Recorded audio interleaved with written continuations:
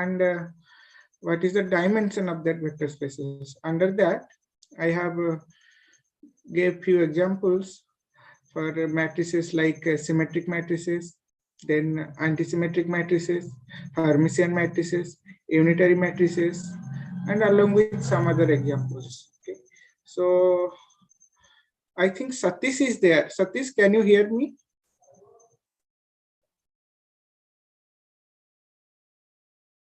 Satish Nandakumar, are you there?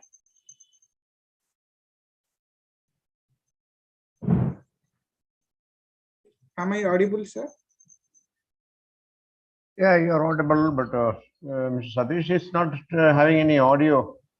Okay. Mic is not seen. Okay. So in the last class, I think Satish watched that in YouTube. He messaged me in WhatsApp about whether the group set of unitary matrices, they form a vector space or not. In the last class, we have seen for unitary matrices, they don't form a vector space because the closure property is not satisfied. So he was asking me this in WhatsApp. I could not reply him. Now I am telling why, because see, for a matrix to be unitary, the condition is if you, Satish? Yes, sir. So you asked me, right? Yes, why? Sir, yes, sir. Okay, so for a matrix to be unitary, the condition is if you multiply the matrix with its Hermitian adjoint, then you will get a identity matrix. If this condition is satisfied, then the matrix is said to be a unitary matrix. And under that, we have seen for a unitary matrix, the determinant of a unitary matrix, magnitude of mod of determinant of a unitary matrix is always 1. So the determinant usually takes in the form e power I theta. Okay. Now, when you add two matrices, two unitary matrices, and the result you get, the result will not satisfy the same condition. That is that whatever, suppose A is a unitary matrix, B is another unitary matrix, and let us say C is the sum of two unitary matrices A plus B. Now, when you multiply C with C dagger, the resultant will not be a identity matrix. That means C is no more a unitary matrix. Therefore, as this closure property is not satisfied, we say the unitary matrices, they don't form a vector space. Okay, you can check this. Okay, sir. I get it. Okay, so just 1 minute. Yes. Sitikanda, today what you will be taking? I will be, sir, continue that that vector space, some of the ideas. I have planned to discuss this Gram-scheme orthogonalization method, then how to represent a vector in a vector space, then the basis independence of this vector space, then change of basis, and I will follow the some of the results, established result. I will try to discuss that, like Cauchy square inequality, triangle inequality, all these preliminaries what we need to do calculation in quantum mechanics. Those things, sir, I have planned to discuss. Okay, when you are ready, you tell, we'll start streaming at that time. Huh? Just 1 minute. I'll switch on my fans. No problem, no problem. No, actually, I started streaming because I thought session has started. Yeah, no problem, sir. No, Just it's 1 not. minute. It is not. It has not started streaming. No. The session started, no, so I already started streaming. No, it doesn't show that it is only showing live on custom live streaming service only. No, it is visible in the URL. You have to go to YouTube and then start, I think. Wait, I'll check. Well, Okay, so in this tutorial, I'm going to follow up on the tutorial.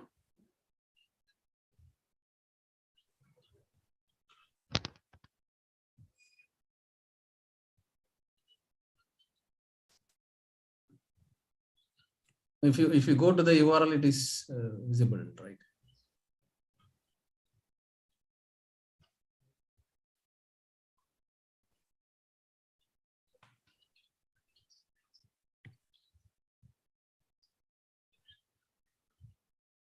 yeah, it is live. It is live. Sir, then I can start. Yeah, you can. I'll share my screen.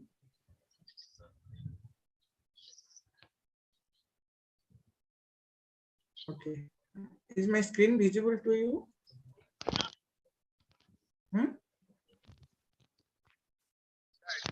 Can you see my screen? Yes, sir. Okay. So I'll start with today this gram schemate orthogonalization method. Okay.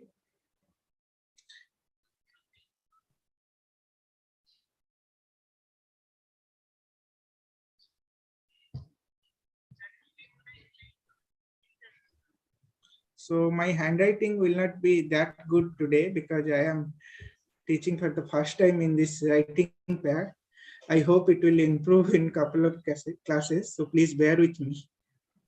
Gram schemate ortho normalization method. Is my handwriting, can you read in the screen or any difficulty? It's little Sir? yeah. I think it's little Difficult to read, sir? not difficult. It's your handwriting has not become steady, I think. Huh? Yes, sir. I will practice this. Okay, if it is too difficult, then I'll change to board. What about student? Yeah, students have to tell. So not an issue, sir. You can increase the font size, then only you can Oh, visible is better. okay. Then I should increase the font size, right? Okay, then. So as we studied in the last class, a basis set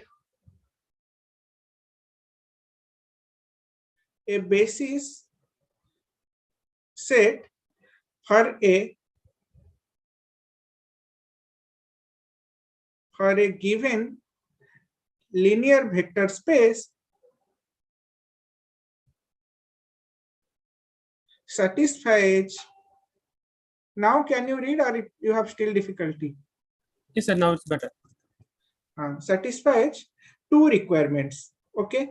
Now for any set of vectors for a given linear vector space, if we call them as a basis set, then it satisfies two requirements. What are those two requirements?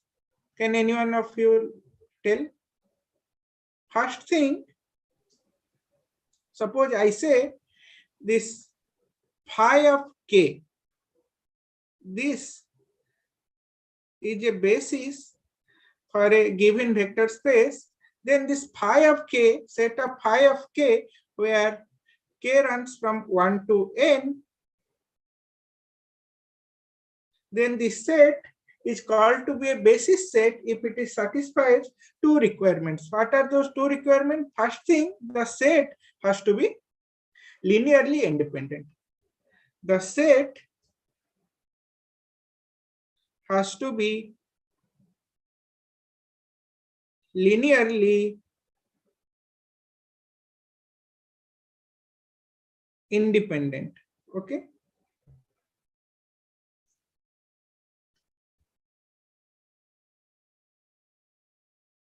Second thing, the set has to span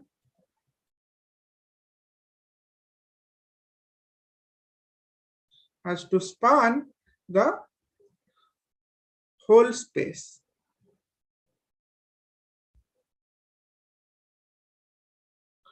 Okay. Now, when I say this is a basis set, but the basis set need not to be orthonormal. What do we mean by orthonormal? Orthonormality, like if we take any two element of the basis set and take their inner product, if the result is either 1 or 0, then we say the set is a orthonormal set or orthonormal basis. For a given set to be a basis, we don't require the condition for orthonormality. Okay, the conditions what we need, that is they must be linearly independent and the set has to span the whole space. But if we demand this orthonormality condition, that is we call the basis set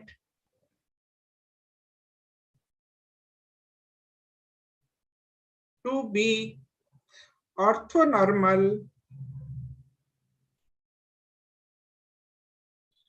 if you take any two elements, let us say phi j and you take another element phi k and take their inner product, and the result what you get is a Kronecker delta function, delta jk.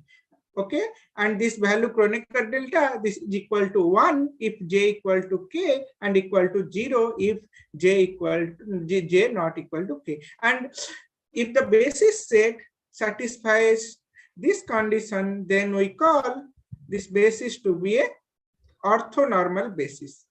Okay, orthonormal basis. Is it okay? Now, let me go to next. Now, this Gram-Schmidt orthogonalization is a procedure where a non-orthonormal basis, you can transform a non-orthonormal basis to a orthonormal basis. A set to become a basis, you don't need orthonormal condition. Okay. But any non-orthonormal basis, you can make it orthonormal by using this Gram-Schmidt orthonormalization procedure. Okay, this is what the idea. Why do we need orthonormal basis?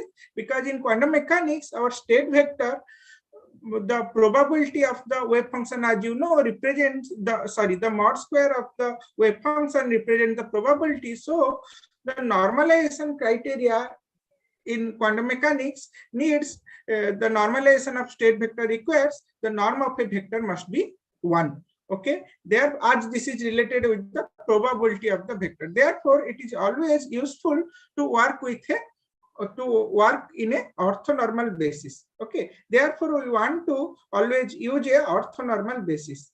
So this, let us say we consider a given basis psi k, and this basis is a non-orthonormal basis. That means you take any two element and take their inner product, the result is not 1 or 0. So this is called a non-orthonormal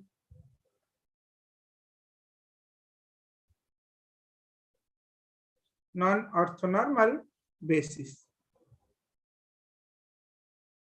So using this Gram-Schmidt orthogonalization method, Gram-Schmidt procedure, you always can find another basis set which will be orthonormal. From this basis set, you can find another basis set which will be orthonormal. Okay. So let us say that basis set I will represent by phi k. So this is a orthonormal basis. That is, you take any two element phi j with phi k, take the inner product, you will get delta of ij. So how to do this? Let us see. Okay. Now, in this procedure, there will be a correspondence between 1 to 1. So you have a non-orthonormal basis, and from that you are going to get a orthonormal basis. So let us say the first element of the orthonormal basis, phi 1 is phi 1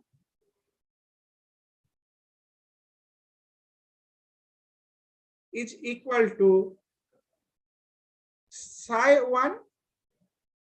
That is, the first element of the orthonormal basis is equal to first element of the non-orthonormal basis. But as the non-orthonormal basis, the vectors are not normalized.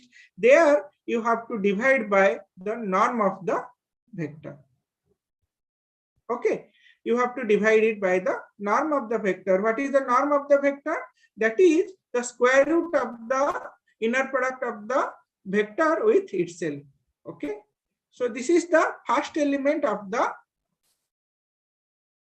orthonormal basis. Now I want to find the second element.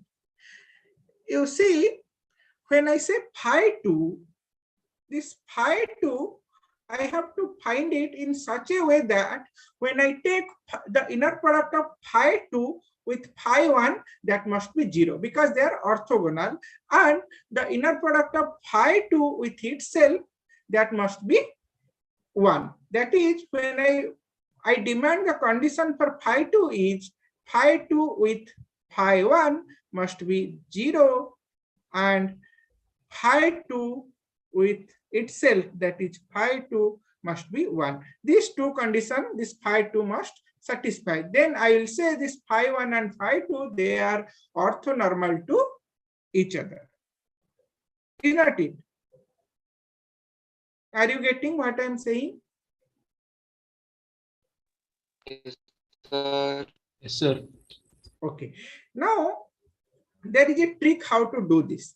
See, this phi 2 must have certain component along psi 2, right? The set, this psi k, this has elements like psi 1, psi 2, up to psi k. This is the non-orthonormal basis, right? There is another basis, what is that, which I claim to be orthonormal, that is phi 1, phi 2, phi 3, phi k.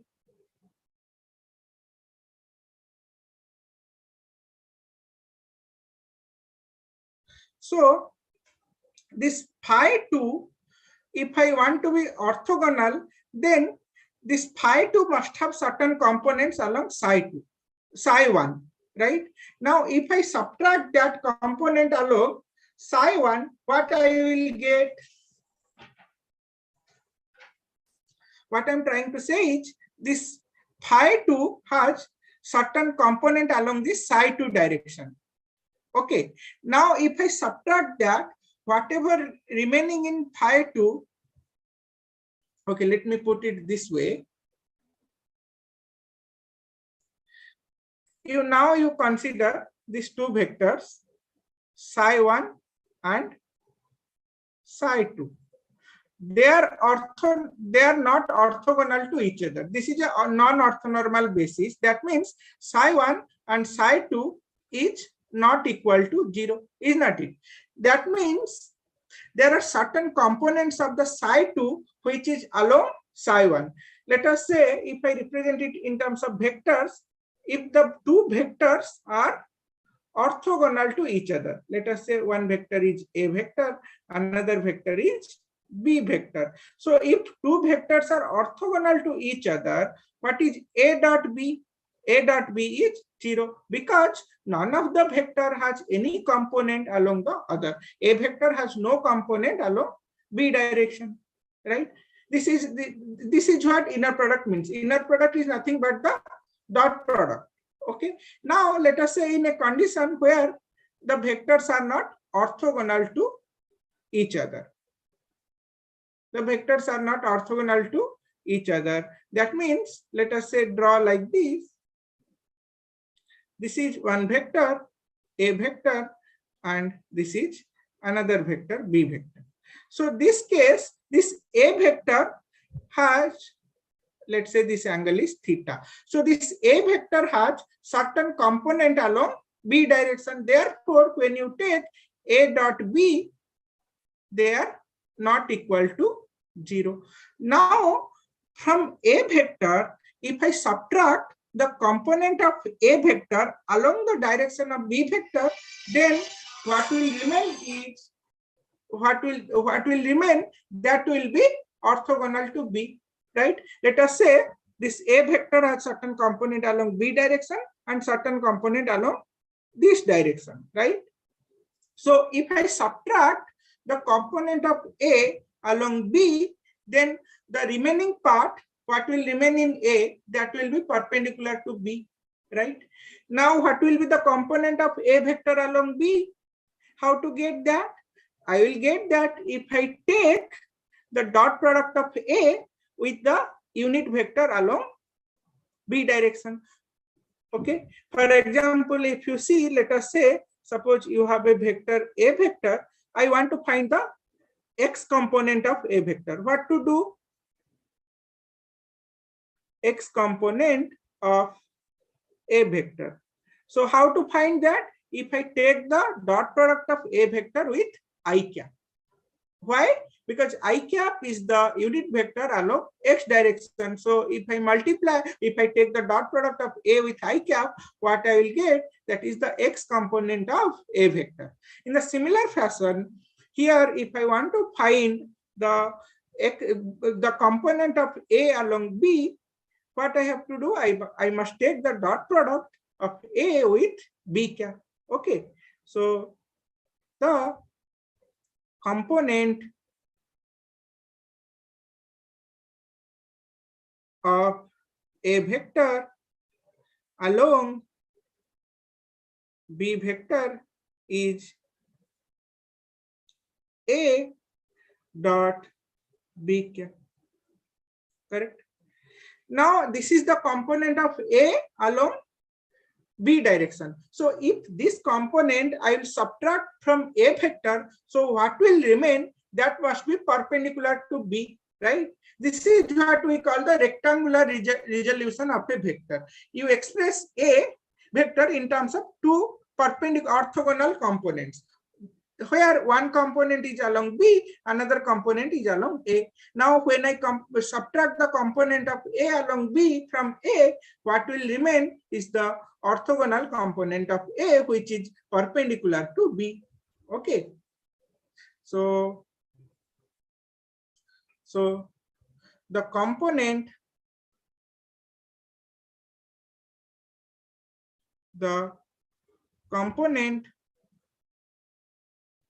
of A vector which is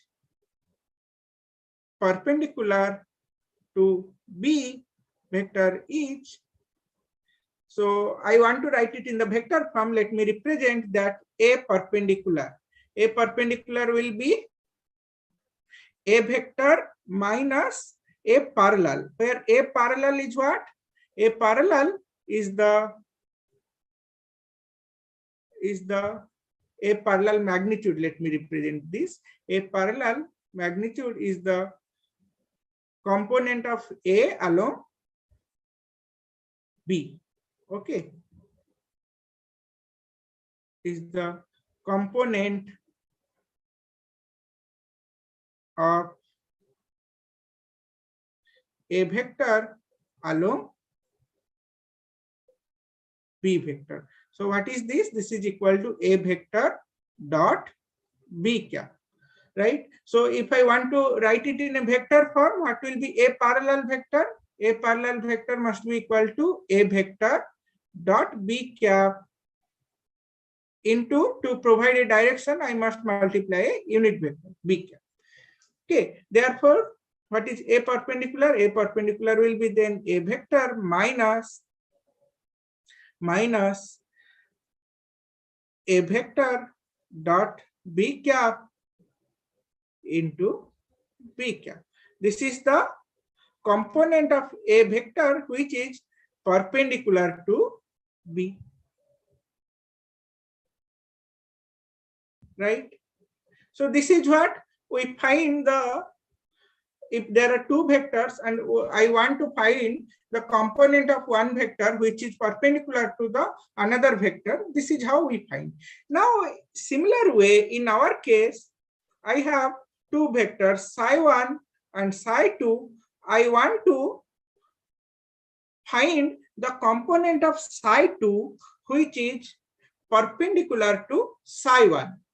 Okay, because my aim is to find an orthonormal basis. Therefore, I demand that this I have to find one such vector where this psi2, where that component is perpendicular to psi1. How to find that then? So in the same way, I have to subtract from psi2 the component which is along psi1. Okay.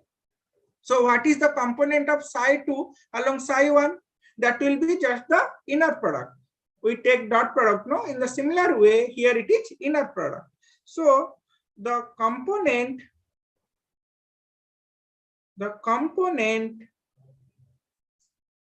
of psi2 along psi1 is psi2, sorry, I am finding component of psi2 along psi1, therefore it must be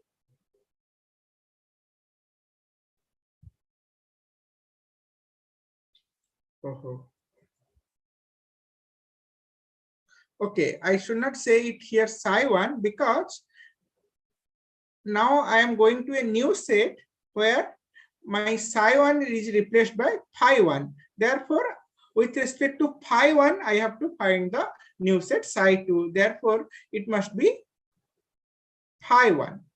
Okay, because now I am in an orthonormal basis where the first element is my phi1. Therefore, this must be phi1. That I forgot. So this must be phi1. So now I have to find the component of psi2 along phi1. That will be simply phi1 inner product with psi1. Okay, in vector it is dot product. Now when I write it in this bracket notation, it is the inner product. Okay, so this is phi1 with psi2, right? Now this is the component which is along phi1. If I subtract this from psi2, then what will remain? That will be the component which is perpendicular to phi1. Therefore, the new vector in the orthonormal basis phi2 must be equal to I have to subtract it from psi2. Okay, therefore psi2 minus the component along phi1. What is that? That is phi1 inner product psi2. And for direction, I have to use the unit vector that is along phi1. Therefore, this is phi1, right? But this vector need not to be normalized. So to make it normalized, what I have to do? I have to divide it by its norm. You know this. We think I think we have discussed for any vector psi. If it is not normalized, so what is the normalized vector? The normalized vector will be psi divided by psi mod. That is psi divided by psi with psi its square root. Okay, therefore, to ensure that this phi2 is normalized, so I have to divide by this norm. Okay, norm of this vector. Norm of this vector. So what is the norm of this vector? We have to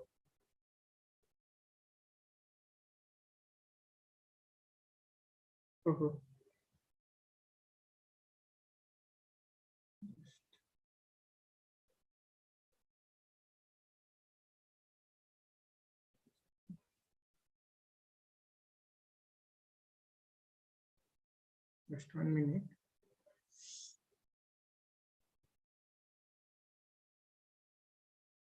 I don't know how this.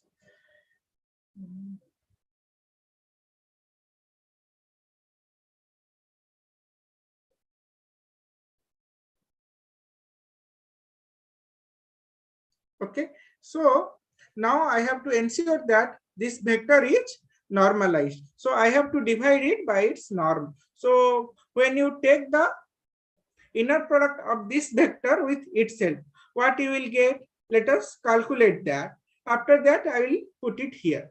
Okay, so it is psi2 minus this phi1 vector and the inner product of phi1 with psi2, and this you have to take the inner product with this, right? Psi2 minus phi1 psi2 and phi1. Okay, now you see, when you take this psi2 with psi2, this will remain as such. So the first term will be psi2 with psi2. There will be 4 terms, right? Psi2 with psi2. Then this psi2, when you multiply with this phi1, so they will remain as such. But you know, this phi 1 psi 2 is the complex conjugate of psi 2 phi 1. So this, when you multiply with this, what you will get is the modular square of phi 1 with psi 2, right? So what you will get is phi 1 psi 2 mod square. So what is the third term? Third term will be product of this with this, phi 1 psi 2, right? So minus phi 1 psi 2 into phi 1 psi 2. This is the third term. What about fourth term? Fourth term will be this with this. So am I making any mistake?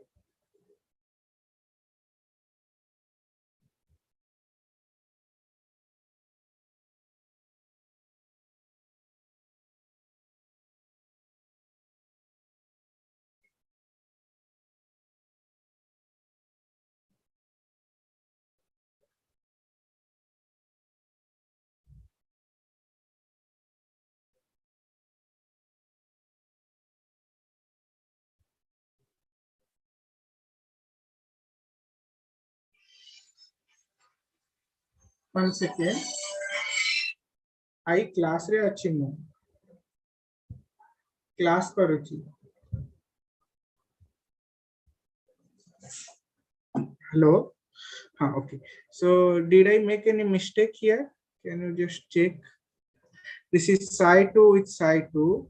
The second term is psi 2 with phi 1, and this is phi 1. This is psi 2 with phi 1, and phi 1 psi 2 is there. So this mod square.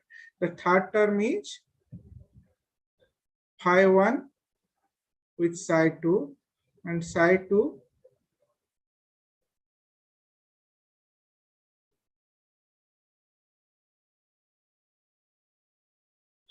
Okay.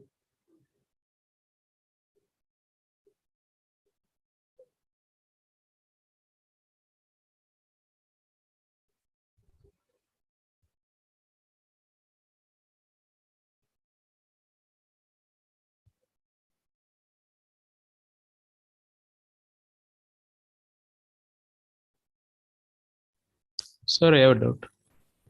Yes, please. To find the component of psi 2 along phi 1, we have to put psi 2 first in the inner product, right? Yes. Here? Yes, sir. No, I want to find, see, suppose you have a vector. I want to find the component of psi 2 along phi 1. That I have to subtract, right? Yes, sir. Here you have one vector phi 1. Now another vector is this psi 2, right? My aim is to find what is the component of this psi 2 along phi 1. So I have to take the dot product of phi 1 with psi 2, correct?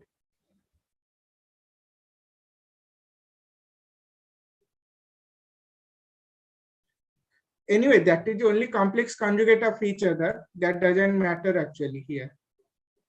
Whether you say phi 1 psi 2 or psi 2 phi 1, don't matter. Now here, am I making any algebraic mistake? I think this third term and fourth term should cancel each other. But okay, let me write the fourth term. Fourth term is phi 1 with phi 1 and this phi 1 psi 2. Okay, but this term, this phi 1 with phi 1, this is normalized because as I demanded, this new set is orthonormal, so this value is 1. So the remaining term is phi 1 with psi 2. But this third term, how this will,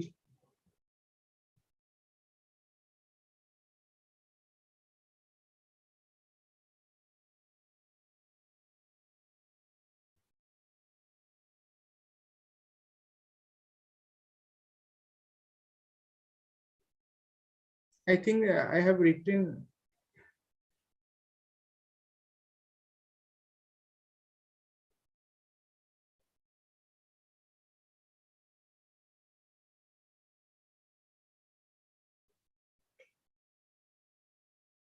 here when I write this,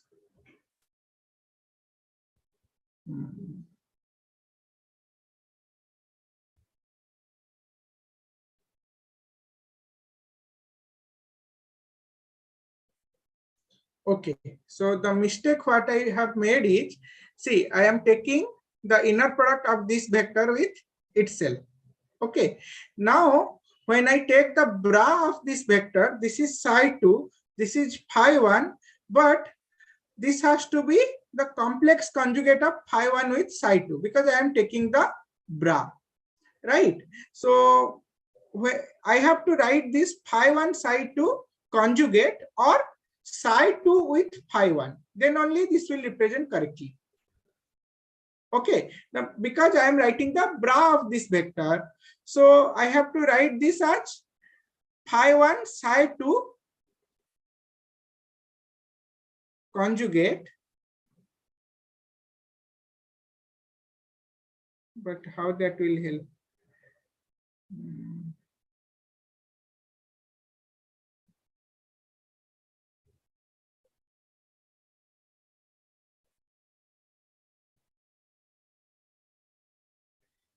Anyone of you say where I have make any, where did I make a mistake?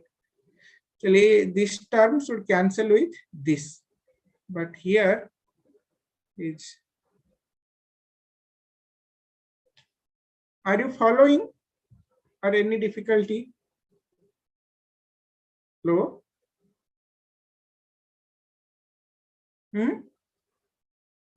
Say something. Hello? Yes, sir, we are trying, sir. No, this expression, are you getting what I'm saying? Or any difficulty? Yeah. We are getting it. Okay. Sir, Okay, can you explain one more time? So what I'm trying to say is, I want to find another vector phi 2, which is perpendicular to phi 1 at the same time, which is normalized. So how to find this phi 2? To find phi 2, what I have to do, I will take this psi 2.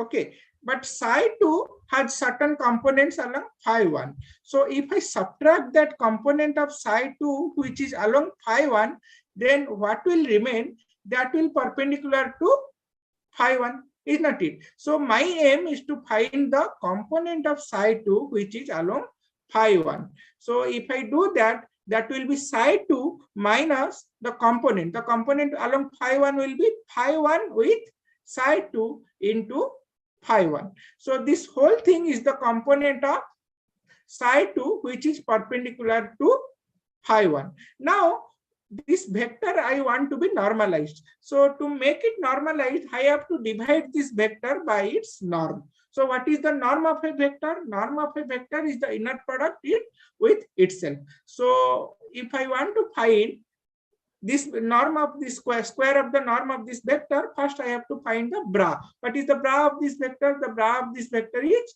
psi 2 minus phi 1 in bra with phi 1 psi 2 its conjugate. Okay. Into the this vector, that is psi 2 minus phi 1 psi 2 phi 1. Right? Now when I multiply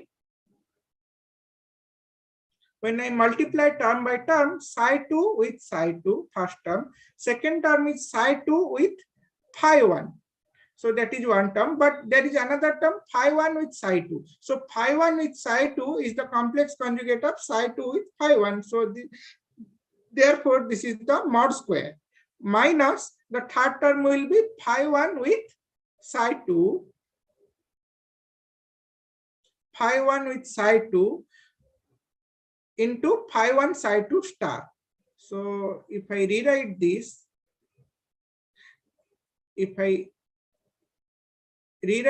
term,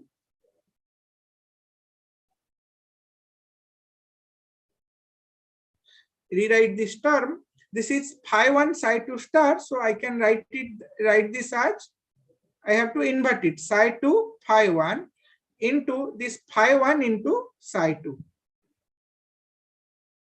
Okay. Here somehow they're supposed to cancel each other. But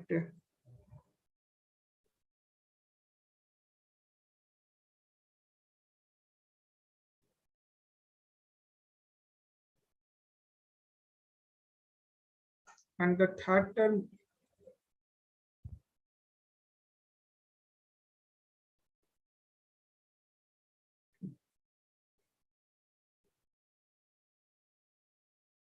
Okay, okay, now I am getting correctly, I think. See, this is the first term is psi2 with psi2. The second term is phi1 with psi2 and phi1 psi2 star. So this is phi1 psi2 mod square.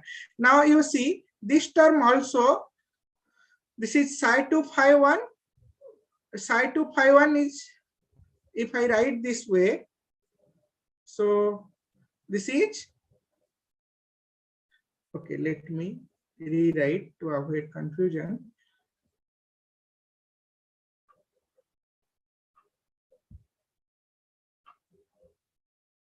Okay, now the second term will be here phi1 into psi2, sorry, this term into this term. What it will be? Psi2 phi1 and phi1 psi2, right? And what about third term? Third term will be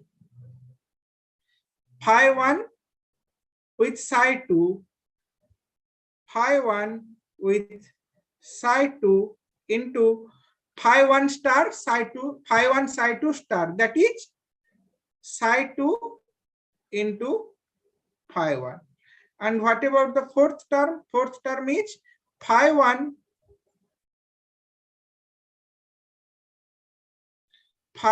with phi1 with phi1, and this term phi1 psi2 star, that is psi2 into phi1, and this term, that is phi1 psi2, phi1 psi2. Okay, because of normalization condition, this phi1 is equal to 1. Okay, now you see this pair cancels with this. So what will remain? Remaining is one. There are three terms: this term, this term, this term. So one pair will cancel each other. So what will remain is psi2 phi1 into phi1 psi2. They are complex conjugate of each other. Therefore, this I can write it as phi1 psi2 mod square. Okay. Now, are you getting this or any doubt? Is there any doubt now? No, sir. Are you getting? Yes, sir. Sir, what is actually getting cancelled? I'm No, still this is confused. okay. So see, I am trying to find the norm of the vector. Let me do it in another page. I want to find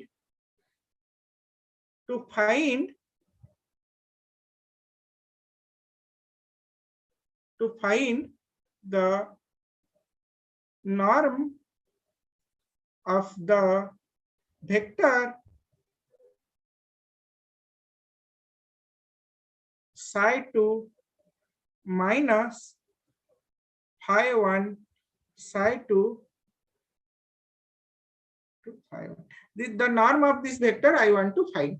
Okay, so how to find that? I have to, norm is the, suppose you say a vector psi is there. What is the norm of this vector? Norm of psi is,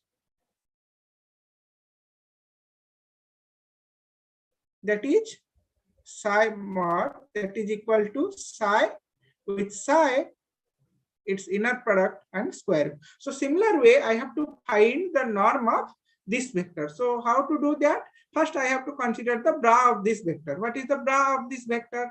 The bra is psi2 minus this. I have to take the bra. When I take the bra, I have to write the complex conjugate of this. Okay, so that is phi1 psi2 star phi1. Okay, now this I have to take the inner product with the k itself, that is psi2 minus phi1 psi2 into phi1. Correct? So you know if there are two vectors psi and phi, if I take the inner product, this equal to the complex conjugate of phi with psi. If I change the order, one is the complex conjugate of the other. Okay, therefore, if I want to write phi 1 psi 2 complex conjugate, this is equal to psi 2 phi 1. Okay, therefore, I can write this as this psi 2 minus psi 2 phi 1 with phi 1 into psi 2 minus phi 1 psi 2 into phi 1. Okay, this is the square of the norm of the vector, right? Now, if you multiply one by one, this psi 2 with psi 2, the first term. Okay, psi 2 with psi 2. What is the second term? Psi 2 with this. So there will be one term phi 1 psi 2 into psi 2 phi 1, right? So minus phi 1 psi 2. This is there. Now the second term is psi 2, this bra will couple with the ket vector, that is psi 2 phi 1, right? And what about the third term? Third term is this with this, right? So this is psi 2 phi 1, phi 1 bra is there, and this ket psi 2. So what it will be? There will be minus sign. So this will be psi 2 phi 1 into phi 1 psi 2. This is the third term. What is the fourth term? Fourth term will be this into this. Okay, let me add one more page.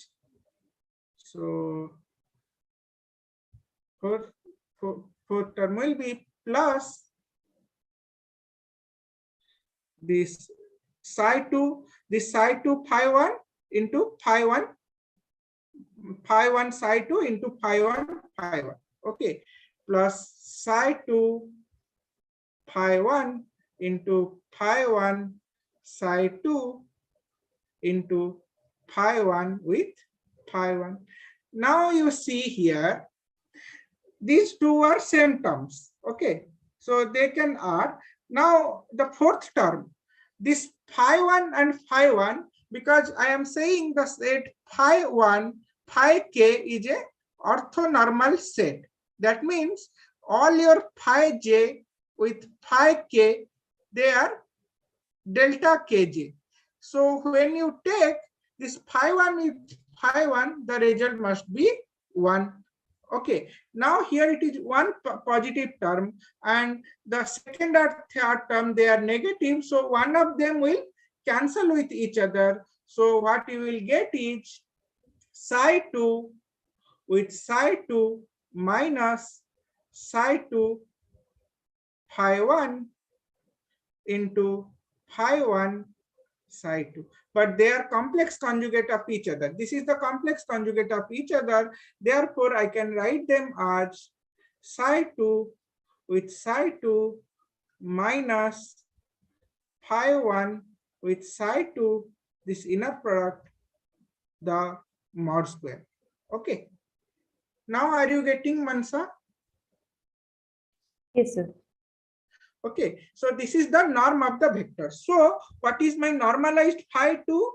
Normalized phi 2 will become now this psi 2 minus phi 1 with psi 2 into phi 1 divided by the norm of the vector. What is the norm of the vector? Norm of the vector is just the square root of this. So the square root will be psi 2 into psi 2 minus phi 1 with psi 2 its whole square root. Okay, so this is for phi 2. Now here from this you can say this phi 2 satisfies these two conditions. What are they? Phi 2 is orthogonal to phi 1 and phi 2 at the same time it is normalized with itself. How I ensure that it is normalized with itself? Because I am dividing it by its norm. Therefore, phi 2 is normalized. And as I have subtracted the component of psi 2 along phi 1, this ensures that this phi 2 is orthogonal to phi 1.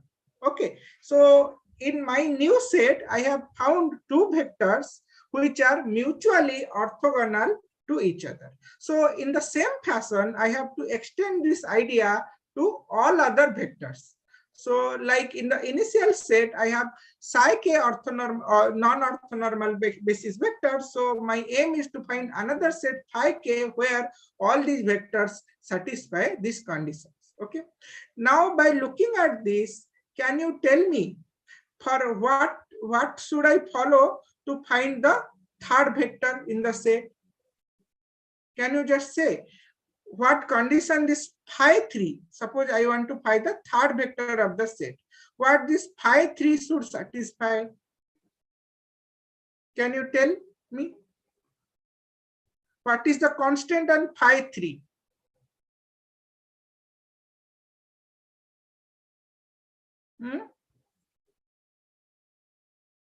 See, I have to find this phi 3 such that it is orthogonal to phi 1 and phi 2.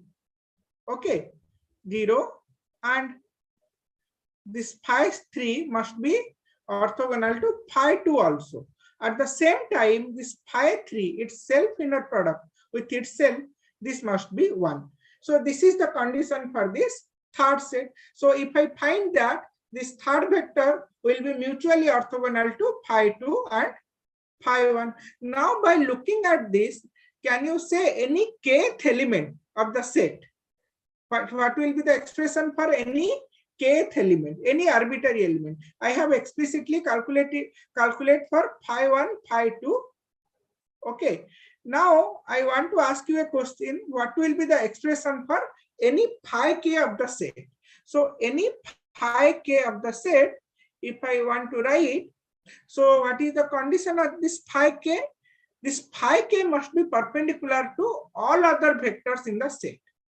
Okay, so how to do that? In the same way, I have to subtract the component of psi k along all other directions. So if you look at this expression, if I put it k here, so here it must be psi k minus all other vectors, the component of it along all other directions. Okay, so I have to write it, this psi k, this is the original vector. I ensure that whatever the other element till here, the component of this phi k, I have to subtract. So what it will be? I have to take a summation over j. Let us say this is phi j with psi k upon phi j. So now this ensures that you are subtracting the component of psi k along all vectors where j runs from 1 to k minus 1. Okay, so if you ensure that, because this portion by subtracting, you ensure that this psi k does not have any component along all phi j's where j is running from 1 to k minus 1. That is why you are subtracting. Like for two vectors, for phi 2, you are subtracting the component along phi 1. Now for phi 3, you have to subtract the component along phi 1 and phi 2. For phi 4, you have to subtract the component along phi 1, phi 2, phi 3. In the same way, for any kth vector, you have to subtract the component along all other k minus 1 vectors. That is why the sum runs from here j equal to 1 to k minus 1. This is for orthogonality. Now I have to ensure that this vector must be normalized. So how to find that? I have to divide it by the norm of this vector. So what is the norm? Yes.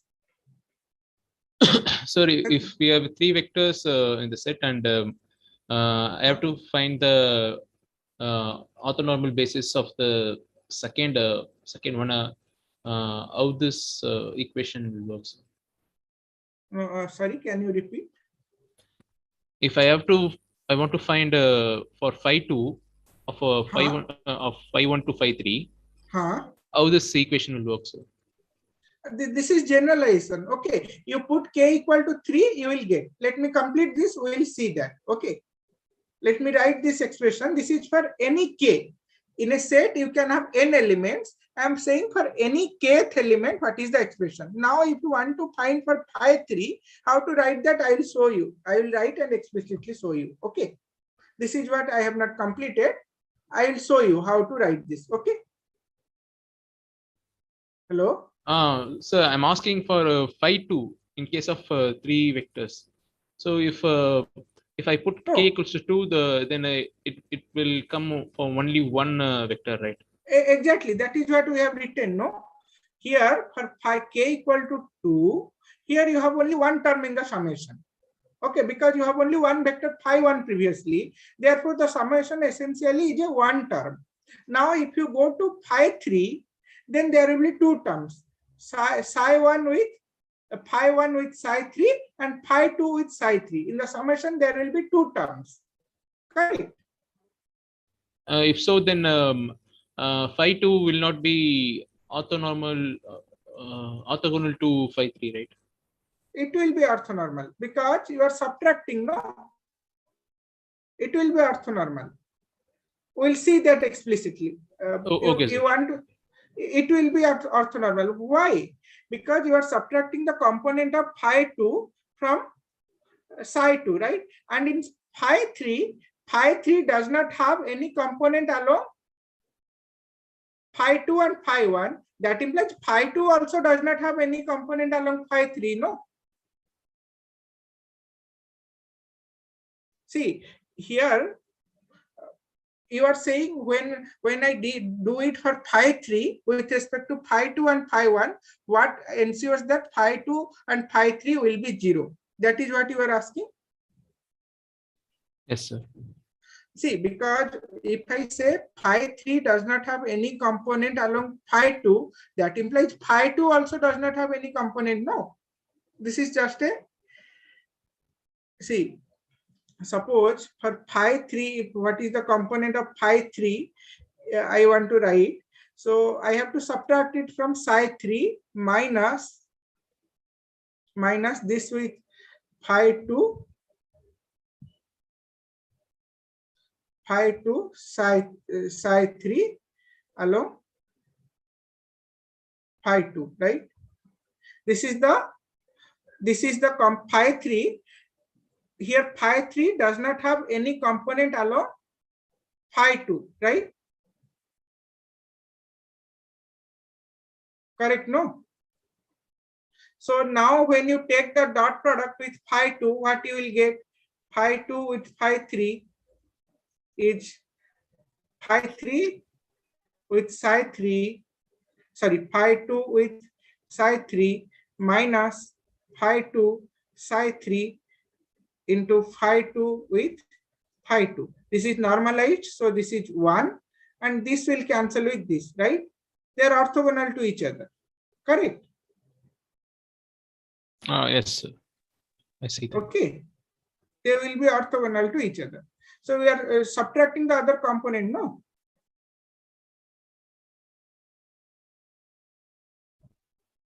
So for phi k, to make it, now we are writing for any arbitrary element phi k. Okay, so this phi k now does not have any component along all the vectors where j runs from 1 to k minus 1. But at the same time, I demand that phi k must be normalized. Therefore, I have to divide it with its norm. So what is the norm? If you look at here it is that vector with itself minus phi 1 with psi 2. Okay. In a similar fashion, if I want to write, this will be psi k with psi k minus there will be summation where the summation will run from j equal to 1 to k minus 1 phi j with psi k mod square and the whole thing we have to take the square root. Okay. Now the new set, this phi k is a orthonormal set. We will do an example so that it will be clear. The phi k is a orthonormal set. Okay. So let us do an example so that it will be clear. So they are given,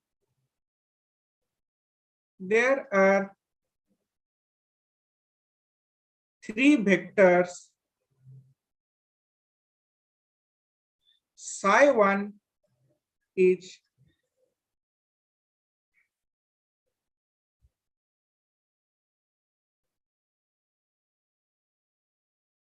one, one, one.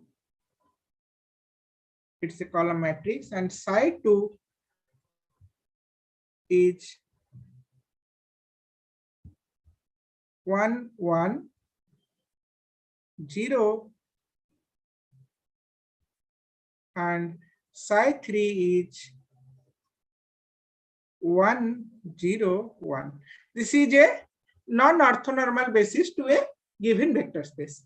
Now the question is, using Gram-Schmidt orthogonalization method, we have to find 3 vectors phi1, phi2, and phi3 such that this forms a orthonormal basis. Okay, this is a non-orthonormal basis. These 3 vectors, they are linearly independent and they span the whole space, but they are not orthogonal to each other. How you can say, you see any 2 elements you take, psi1 with psi2, they are inner product. How you will take, when I say if ket psi is a column vector, its corresponding bra will be a row vector. So this will be 1, 1, 1. It's complex conjugate. As the elements are real, so I need not to take the complex conjugate. So I simply have written 1, 1, 1 with 1, 1, 0. Now you take their inner product, what you will get? This is 1 into 1, 1 plus 1, that is 1 plus 1, that is 2. So you see this psi1 and psi2, they are non-orthogonal to each other. Okay, again, if you take psi1 with psi1, psi1 with psi1, its self-inner product is 3. Therefore, these vectors are not normalized also. So the question is, using Gram-Schmidt orthogonalization method, we have to find phi1, phi2, and phi3 such that the set is orthonormal. Okay. So what is phi1? As per our previous discussion, phi1 is psi1 divided by square root of psi1 with psi1, right? And what is psi1 with psi1? Psi1 with psi1 is 3. So its square root is 1 by root 3 into 1, 1, 1. So this is my first element. So what will be phi2? Phi2 will be psi2 minus phi1 with psi2 into phi1 divided by psi2 with psi2 minus phi1 with psi2 mod square and whole square root. Okay. Now let us find term by term. What is phi1 with psi2? Phi1 with psi2 will be phi1 with psi2. So what is this? This is equal to 1 by root 3, 1, 1, 1 with psi2. What is psi2? Psi2 is 1, 1, 0. Correct. So if I take the inner product, what I will get is 1 plus 1 plus, that is 2 by root 3. Correct, no? Okay. So what is psi2 with psi2? Psi2 with psi2 is 1, 1, 0 with 1, 1, 0, that is 2. Okay, now if I substitute it there, what I will get is psi 2 is psi 2 minus phi 1 psi 2. Phi 1 psi 2 is 2 by root 3 phi 1 divided by psi 2 with psi 2, that is 2 minus phi 1 with psi 2, that square, that is 4 by 3. 4 by 3, its square root.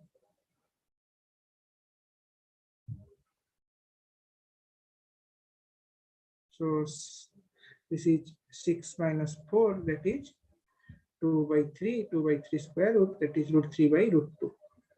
Okay, root 3 by root 2 into psi 2.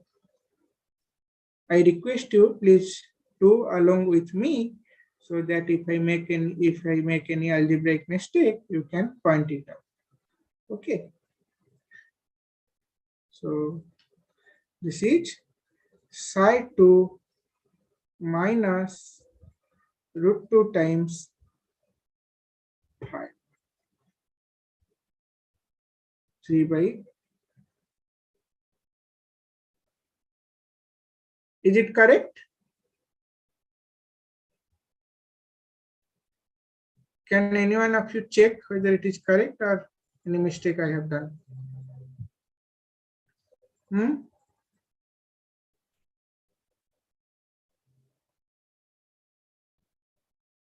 Is it correct?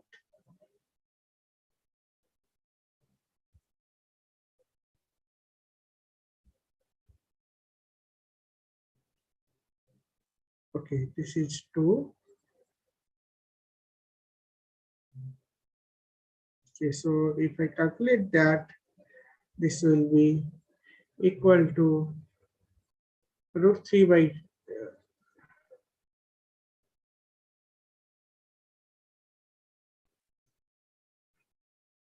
3 by 2, 3 by 2, 0. This is my minus, it is there. This is root 2 times phi 1. Okay, so root 2 times phi 1, that is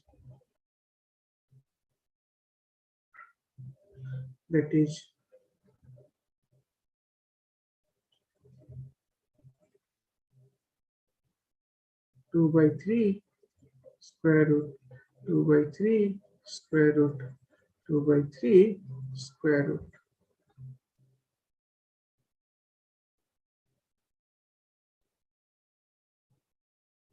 Is it correct?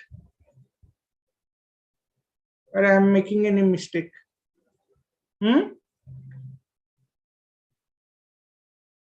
Mansa, are you there? Yes, sir. So did I make any mistake or? Sir, I think it's correct. I got this. Correct, no? Yes. Okay. So now you can simplify and write it. So this is my phi 2. Okay. So what about phi 3? Now phi 3 becomes, for phi 3, I have to subtract the component of phi 3 along phi 2 as well as phi 1. Therefore, I have to start it with psi 3. Psi 3 minus the component of phi 3 as the component of psi 3 along phi 1. So what will be phi 1 with psi 3 into phi 1 minus the component of psi 3 along phi 2. So this is phi 2 with psi 3 with phi 2. Now I have to ensure that this vector is normalized. This vector is normalized, so I have to divide by its norm. So what is the norm of this vector? The norm of this vector is psi 3 with psi 3 minus phi 1 with psi 3, this mod square, minus phi 2 with psi 3, its mod square. And its square root. So you have all your phi 1, phi 2, you have psi 3, you have phi 1, and you got the expression for phi 2. So using that, you can find this phi 3. So I am leaving this as a homework for you. Please calculate phi 3 and you tell me in the next class. I hope you can find it. So the new set, what you get, this phi 1, phi 2, and phi 3, phi 2, and phi 3, they are mutually orthogonal to each other. Okay, so you take any two elements and take their dot products, they will become orthogonal to each other. So this completes your Gram-Schmidt orthogonalization method. Okay. So is there any doubt so far? Do you have any doubt?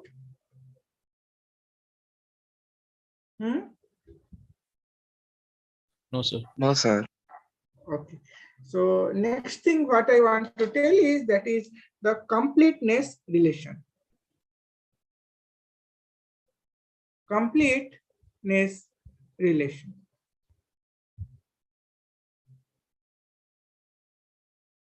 So suppose you have a basis set phi j to a given vector space, a basis to a given LVS, then the completeness relation tells if you take all these phi j, j's like this and summed it over all j, then you will get the identity. So this is the completeness relation. And you see, this is allowed by matrix multiplication because see this phi j, this is a column matrix and this is a row matrix. You can multiply the column matrix with a row matrix, you will get a square matrix. Okay, so the completeness relationship tells if you sum it over all phi j, get phi j with phi j over all j, you will get the identity operator. Now, if phi j is a basis to a given linear vector space, then the any element, any vector in the vector space, you can write as a linear combination of all the basis element, because you know the basis span the whole space. So if psi, let us say psi is a vector in the given LVS, then you can write this psi in a particular basis. Let's say I want to write it in the basis of phi j. So I can write this psi as some linear combination over j. Let us say this cj with phi j, where the cj's are the expansion coefficient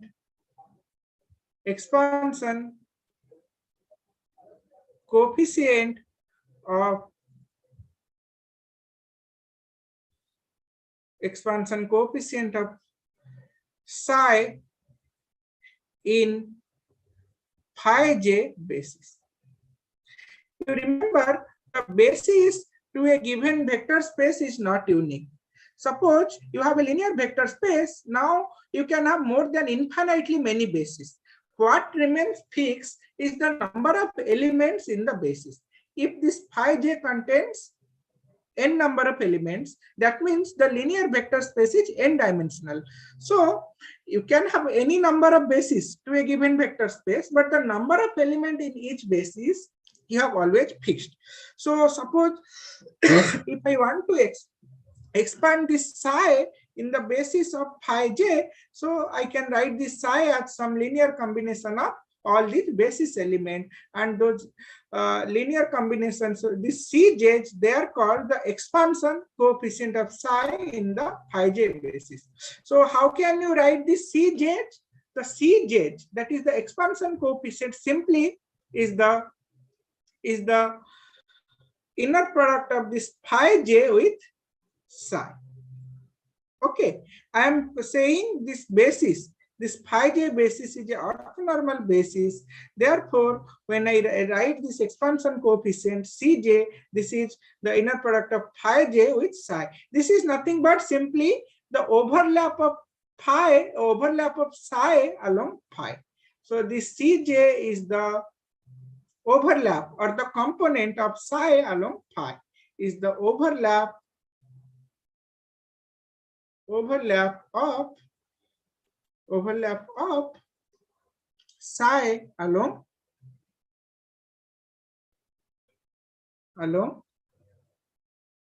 phi j, right? Now if I demand that this psi, if the state vector psi is normalized, if the state vector psi is normalized, then psi, the inner product of psi with psi must be 1. That implies if you carry out the calculation, that is bra of psi will be some phi j Cj star with phi j Cj, that implies phi j, I am considering them to be orthonormal. Therefore, what will remain is Cj mod square must be 1. This is the condition if the vector is normalized. As I said you, the basis to a given vector space is not unique. I can find another basis for the given space. Let us say my chi k. This is another basis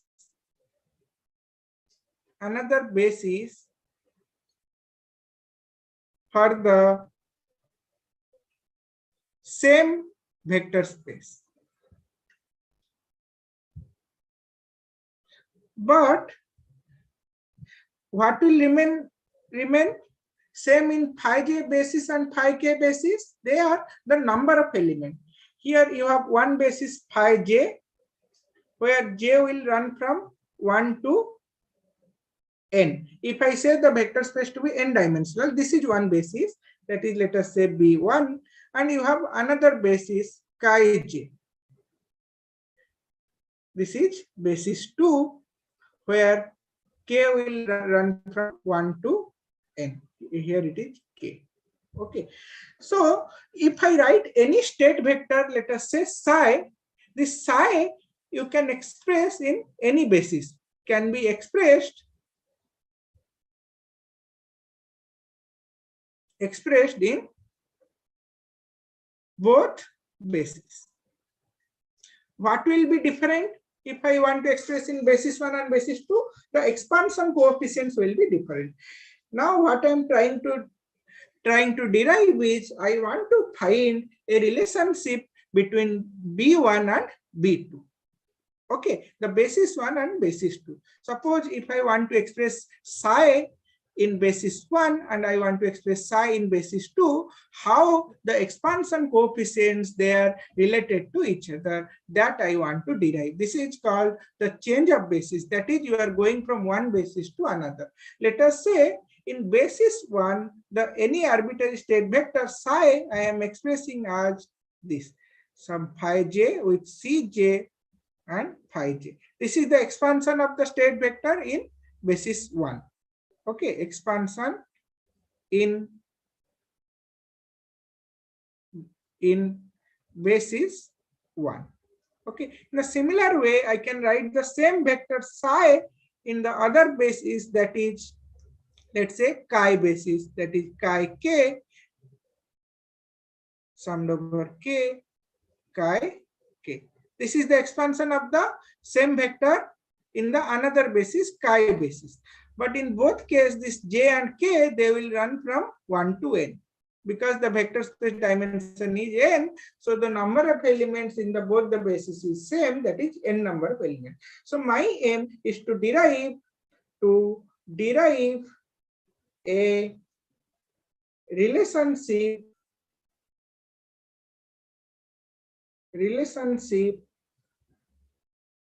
between Cj and Dk. Okay, so let us do it. So what is Cj here? How I can find Cj? Cj is the component of psi along phi j. So if I want to write this Cj, so Cj will be the inner product of phi j with psi. Now I am going to develop the relationship between the expansion coefficients in both the bases, that is Cj and Dk. Cj is the expansion coefficient of the state vector psi in phi j basis, where Dk is the expansion coefficient of psi in the chi basis. Okay, now I want to find a relationship between Cj and Dk. Okay, so by definition, this Cj is inner product of phi j with psi. Now I substitute the value for psi in the Dk basis. So in the chi basis, this psi I can write it as summed over k from 1 to n. This is Dk chi k. This is the expression for psi in chi basis. Okay.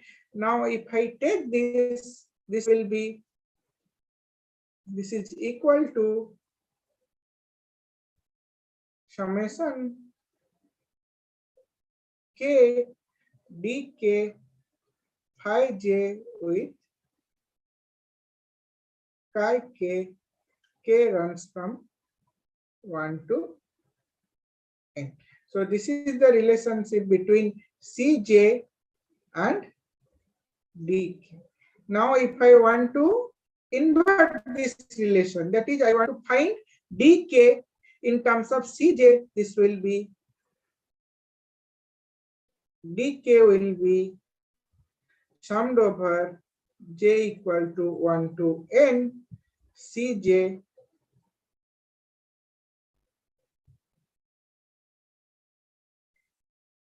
Cj. So this will be chi j, but it will be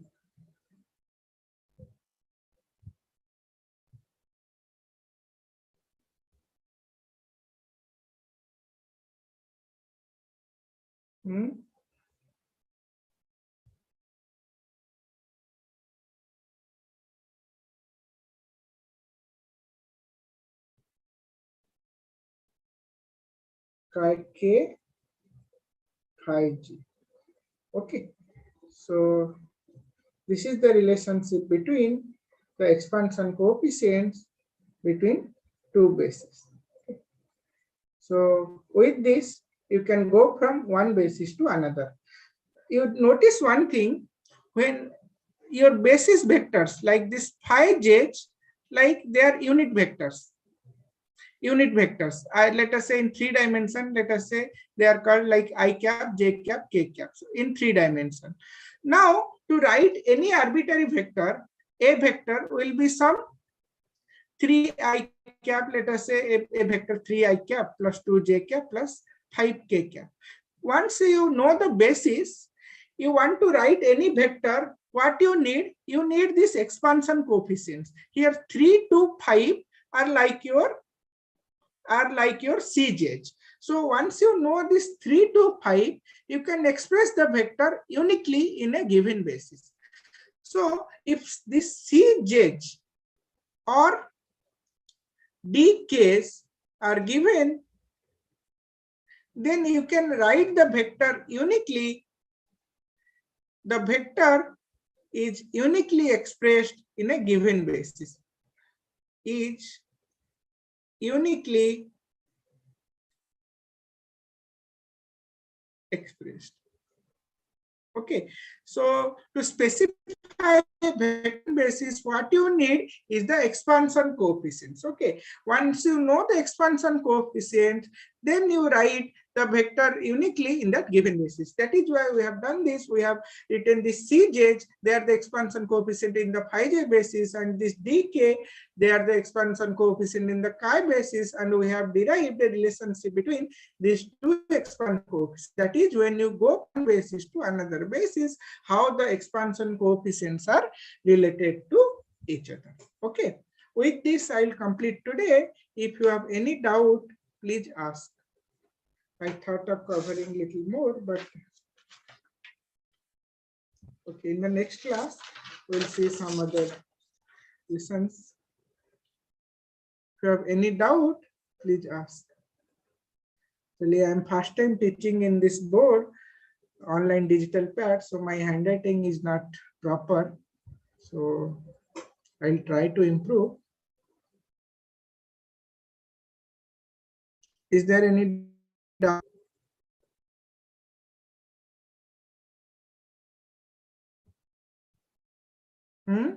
No, sir. Okay, so can you read my handwriting or it is difficult? Yes, sir. We can understand, sir. Fine, sir. Okay. Did, It's fine. did you follow today or any doubt? Mansa? Yes, sir, it's okay. Okay, so I request you, please read any standard textbook on this matter. You can refer B. Balakrishnan, one book, or another book is there. Let me write those two books for this vector space and ideas. So you can read this mathematical physics.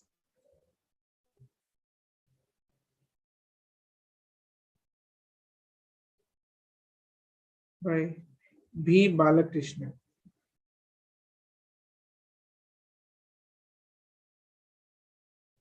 And another book, this is also very nice book,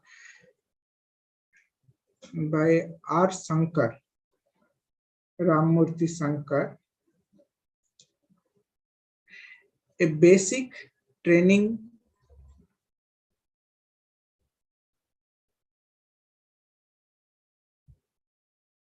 in mathematics. The title, and that for a basic training in mathematics, a fitness program for physics student. That book also very nice. In these books, this concept about this vector space, basis, chain basis, all these things you can find. So for reference, you can use these two books. Okay. So with this, I conclude today. If you have any doubt, please ask or we'll wind up. Okay, we can stop the streaming, is it not? Yes, sir. Mr. Shivakumar, you can stop the streaming. Okay, I'll stop.